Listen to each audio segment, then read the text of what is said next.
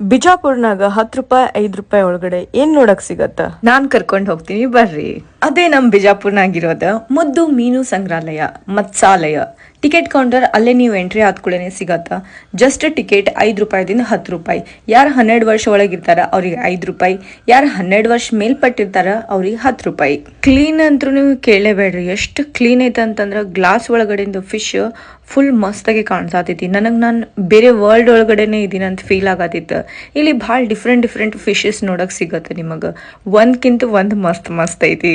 ಈ ತರ ಫಿಶ್ ನಾನು ಫಸ್ಟ್ ಟೈಮ್ ನೋಡಿನಿ. ಒಂಥರ ಡಿಫ್ರೆಂಟ್ ಐತಲ್ಲ ಫುಲ್. ಫಿಶ್ ಟ್ಯಾಂಕ್ ಒಳಗಡೆ ಯಾವ ಫಿಶಸ್ ಇದಾವ ಡಿಫ್ರೆಂಟ್ ಎಲ್ಲದರದ್ದು ನೇಮ್ ಪ್ಲೇಟ್ಸ್ ನಾಗ ಅದಾವ. ನಿಮಗೆ ಎಲ್ಲಾ ಫಿಶಸ್ ಹೆಸರು ಗೊತ್ತಾಗತ್ತ.